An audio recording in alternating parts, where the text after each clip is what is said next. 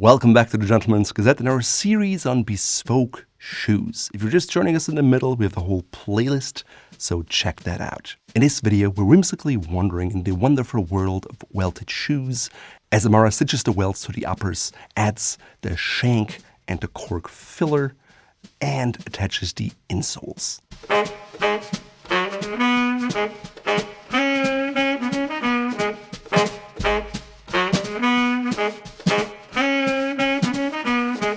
So first of all, what is a welt? Basically, it is a strip of leather or sometimes also plastic on lower end shoes that follows the perimeter of the outsole, typically around the entire outsole.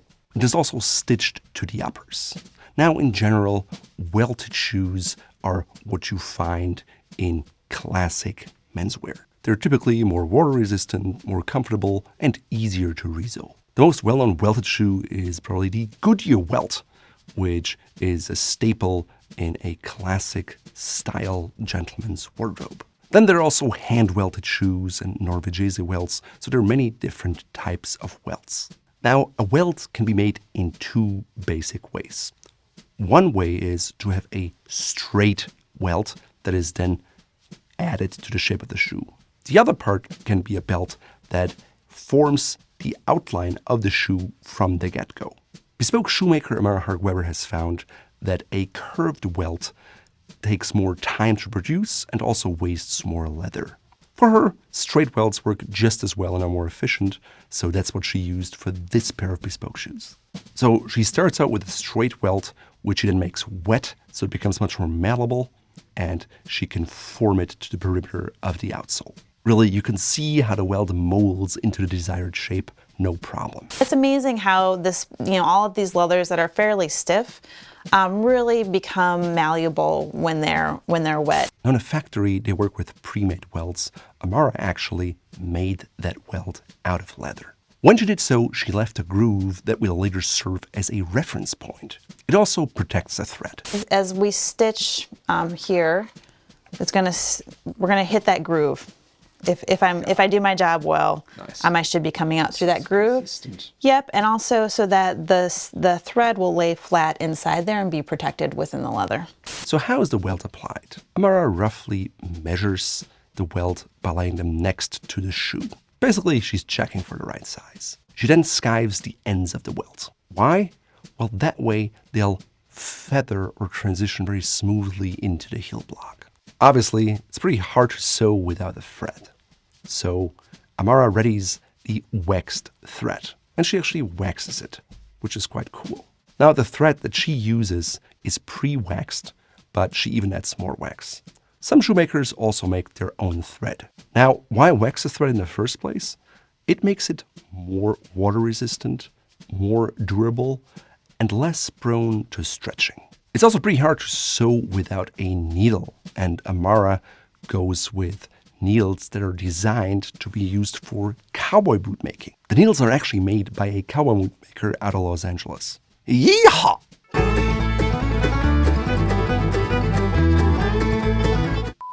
To maximize the control while sewing, Amara holds the shoe between her knees, and she makes everything wet so it becomes easier. Amara begins at the back of the shoe and then makes her way around, kind of in a horseshoe shape. Because the leather is so thick, Amara can't easily pierce it with just a needle, even though it's a tough cowboy boot needle. So because of that, she uses an awl to pre-poke the holes so the sewing is much easier that way. Now, just because it's easier to use an awl doesn't make it easy at all. Because the awl is curved, this leaves more of a tapered hole in the leather. Now, that can be difficult to pass the straight needle through then. Amara sometimes swaps out the needles based on the thickness and the point shape because some are easier than others. Amara sometimes even makes her own needles to get the right curvature that she needs to make the process easier on her and her body. Now, the insole with a raised ridge, which is called holdfast and which we showed how it was made in video number 7 of the series, is wetted. Again, it softens it and makes it all easier to work with. While working, Amara wraps a slack thread around the handle of the awl. She pulls to tighten the thread, which ensures a tight seal. She also uses the hammer to keep everything tight and secure. It really helps to shape the welt fully to the bottom of the last. Eventually, once you're done with the first shoe, you'll have to work on the next one. The welt doesn't go completely around. Some shoemakers like Allen Edmonds have the 360-degree welt in their marketing as a hallmark of quality. Now in reality, the presence of the heel block negates the need for a 360 welt. You can go ahead and discuss the benefits of a 360 welt with your shoemaker, but I suggest you go with their lead because they're probably more comfortable the way doing it that way, and you can decide for yourself what you find visually more pleasing. By the way, to learn more about Goodyear welting, which is done by machine and different than what we do here in hand welting, check out this video. Amara uses all sorts of tools, such as pliers to press down the welt. She also presses an inseam around the welt to ensure there is a clear channel. After the welt strip is attached, Amara trims off the excess upper leather and lining leather because more is not better. You want to have as little as needed so you don't have any bulging leather and irregularities there. Whatever voids that are left are later filled in with cork. Before she does that though, she hammers everything down so everything is compressed and the surface is as flat as it can be. As Amara starts working with the welt on the second shoe, it becomes obvious that the welts are not quite the same. After all, they're made out of this natural material, which is called leather, and so the welts stretch and behave somewhat differently. So the variable stretchiness of the leather pieces cause the shoe to sit differently on the lasts. It definitely changes the shoe lines a little bit, and this was the first time that Amara was working with this kind of upper leather, so she was new to it and was learning. She said she maybe could have done more temper tests beforehand to understand how the leather would behave. But sometimes you have to work with the leather to fully understand how it behaves in shoemaking. To me, it was an interesting part of the project to see that she was upfront about things that she wasn't 100% happy with.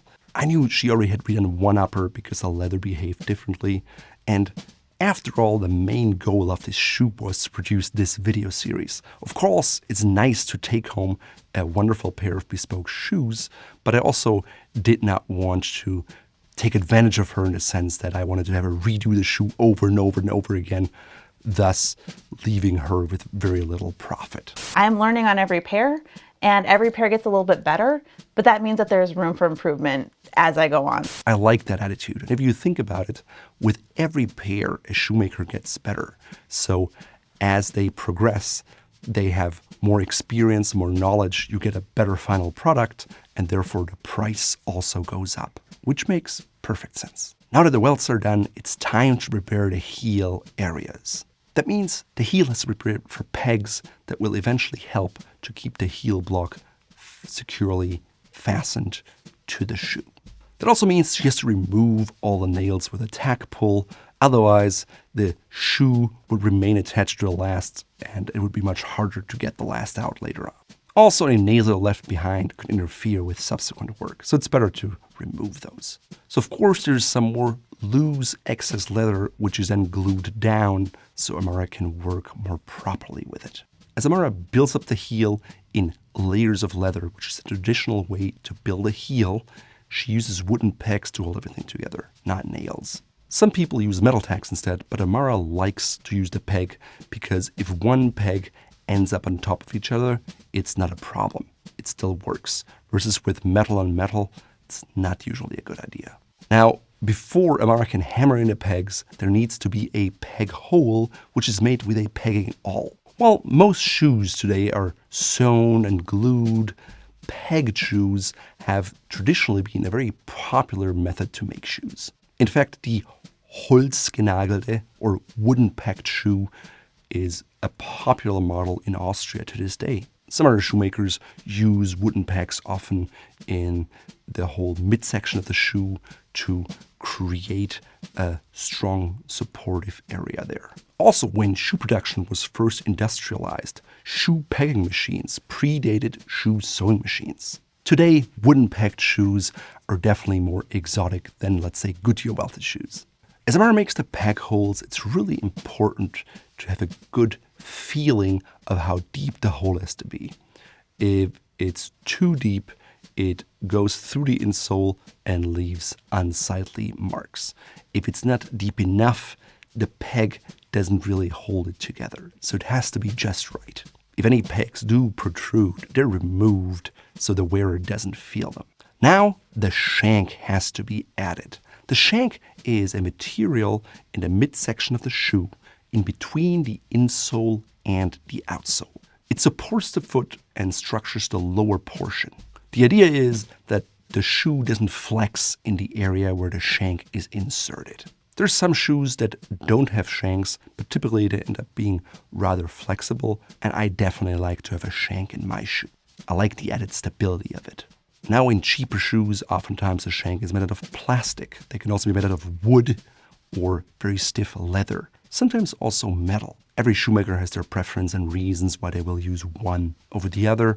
Amara likes steel because she feels it's the strongest. Now the disadvantage is that it's slightly heavier than, let's say, wood, and chances are you will more easily trip the metal detector at the airport, for example, if you have your shoes on. At the end of the day, work with the shoemaker and figure out what's best for you, your lifestyle, and their area of expertise. Finding out exactly where the shank has to be is important because if it's too far forward, it interferes with regular walking. If you look at the factory videos, you can see the shank is applied much more quickly. Here in the bespoke shoe, Amara is very careful. She works at a groove and makes sure the shank is positioned perfectly. Some shoemaker nail down the shank. Amara has found that gluing it down works just as well. On a factory shoe now, you typically just add the cork filler. Amara, on the other hand, adds a shank cover, which is just another layer of leather. Sometimes it's also made out of cork.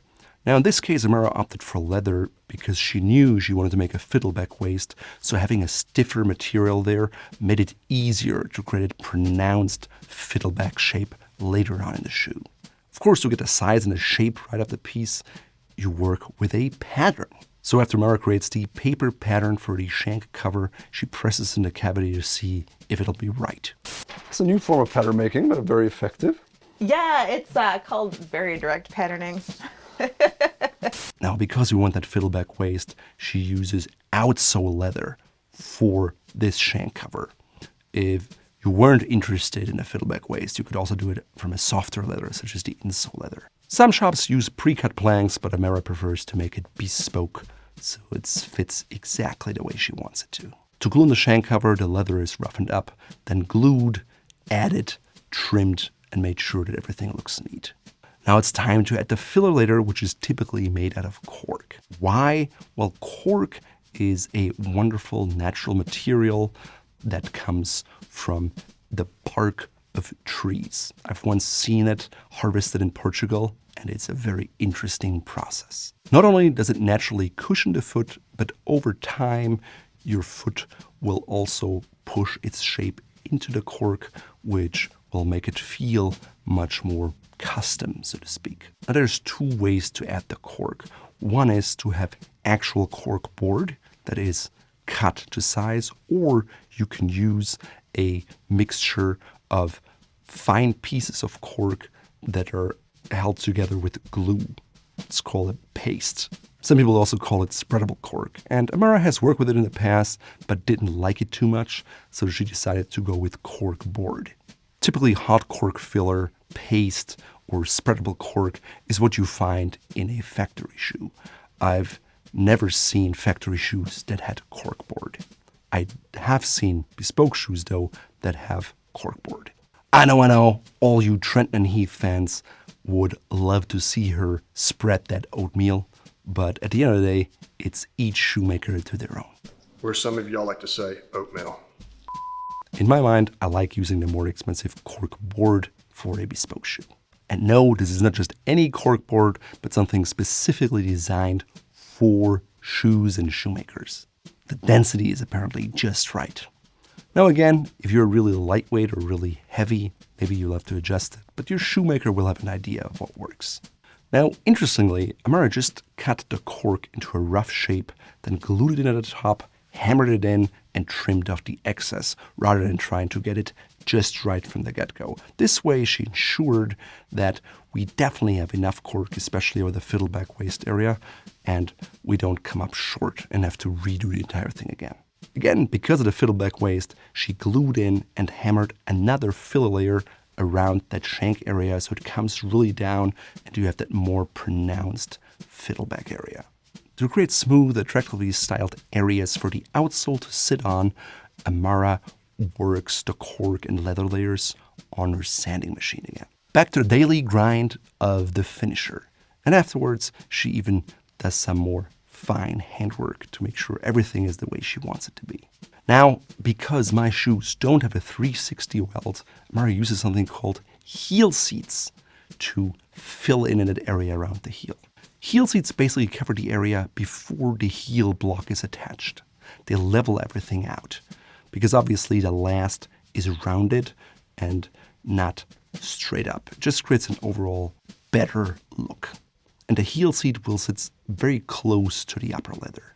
Heel seats also help to give a really smooth, crisp edge. I was looking for a particular angle for the heel, and I wanted cut and detailing that allowed the welt to sit further into the heel. So with that goal, Amara devised this work plan. First, she attaches the heel seats. She's marking their approximate size, she's roughing them for glue, skiving them for fit, and then gluing them into place. She's also hammering it to be tight and have the desired curvature. Then the excess is cut off and Amara will mark where the pegs will go eventually. Again, she uses the pegging awl to make peg holes and then adds the pegs. Again, with wooden pegs, you can add them on top of each other. With metal pegs, you have to ensure everything is offset because you can't have the metal on metal. Now, Amara has to prepare the outsoles. First, she refines the bottom of the shoes so it will all work for the outsoles. And I hate to disappoint all the fanboys of JR or Johann Rendenbach outsole leather, because for this shoe, we didn't use them. I mean, she had it there in her shop, and we were talking about maybe we'll use some leather from Baker, because the upper leather was English and it would have been more English, but she also said she had this wonderful Italian oak bark tanned leather that she really likes to work with and has really good experience with. So I said, yes, let's use that leather. Frankly, Johann Rendenbach makes great leather. There are also other German manufacturers who make great leather who are just not as good in the marketing department. Obviously, if you swear by Rendenbach leather, go for it. Personally, I was more interested to get the feedback from the shoemaker to understand what she thought was best for this particular shoe. At the end of the day, it probably doesn't matter that much. And if you wear down the outsole, you can always replace it.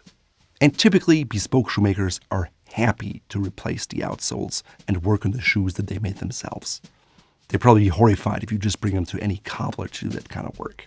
Now again, with a fiddleback, you can't just use the full outsole in its thickness, but you have to thin it out in the right areas to get the desired look. What I do to prepare the sole is if I want to do any carving in the waist to thin it down, I do that first. And then I put on a layer of permanent cement. And that cement goes on while the sole is still dry, because the cement doesn't want to stick to a wet sole. But it's important that the sole is wet in order to sew it. So I put the glue on dry, and then I soak the whole sole for a couple hours, and then I wrap it in newspaper, wrap it in plastic, and let it set overnight. And so the water is absorbed into the fibers. It becomes a really nice, malleable and easy, relatively easy for stitching. Now it's time to prepare the stitching. Welts can either be stitched by machine or by hand. Almost all bespoke shoes are hand stitched. Maybe sometimes if a customer wants to save some money, it may be machine stitched. When stitching in a shoe factory setting, typically you see the stitching exposed at the sole of the shoe. For example, most Allen Edmonds or Crockett & Jones all have that visible stitch. Now with higher end factory shoes or with bespoke shoes, you typically have invisible stitching. Now there's one of two ways to achieve that. You can have a closed channel which is cut up straight on the surface of the sole, or you can have a closed channel that is cut in from the side of the sole, so when you look at it from the bottom, you don't see any line or any channel or anything at all. Now Amara has experience with both the closed channel and the hidden channel. Now, while the closed channel leaves a noticeable line, it wears rather evenly. The hidden channel has no line and looks really nice new, but the edges, because it's cut in from the sides, are a little thinner, and sometimes they kind of fold over time, and that doesn't look particularly nice, and they may have to be glued down again. She just told me about the pros and the cons, and I decided to go with a hidden channel because I thought it looked neater, at least in the final product, and I live close to her, so if I have to have anything re-glued or redone, she can help me with that. Also, I'm fortunate enough that I have a large number of dress shoes, so I don't have to wear this shoe all the time and subject it to extremely hard wear. Now, the holes for stitching vary based on where they are at the shoe. For example, behind the ball area, the curve of the shoe will hide certain holes, so she uses the awl to poke them. Elsewhere, she will use a stitch marker, also called a fudge wheel. No, not like that. Like this. Really, it rolls along and marks the stitches, so you ensure they're even and consistent. Usually, Amara does 8 to 10 stitches per inch. I asked her if she could do 12 because I was going for this old school aesthetic where they had a higher stitch density and finer, smaller stitches.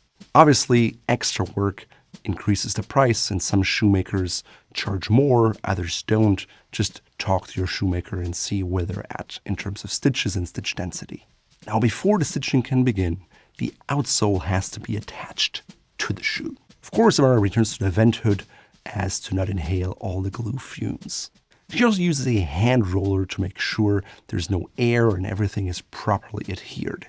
She pays particular attention to the waist area because you don't want anything to come undone and look unsightly. She also used pliers to pinch the edges tight, which I thought was interesting. Once everything is glued on, she then cuts off the excess leather with that 5-in-1 machine that she has. Of course, that's just a start. She then more finely refines it by hand.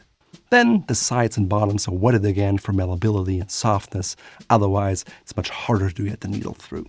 Water is a shoemaker's friend. Now, finally, time to stitch. This is the time when you see sometimes the shoemaker sitting there with 2 threads, long and wide.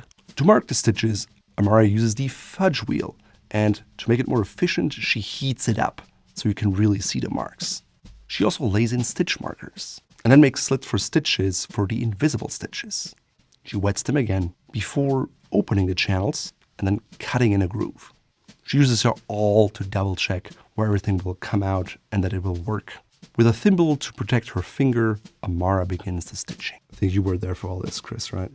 For stitching, Amara uses a synthetic thread that she waxes. Other people also use a hemp or a linen. She has found it's less expensive and more durable. I'm sure other shoemakers have their own thinking on this. For me as a customer, I just wanted to go with something that she was happy with because I don't have strong feelings one way or the other.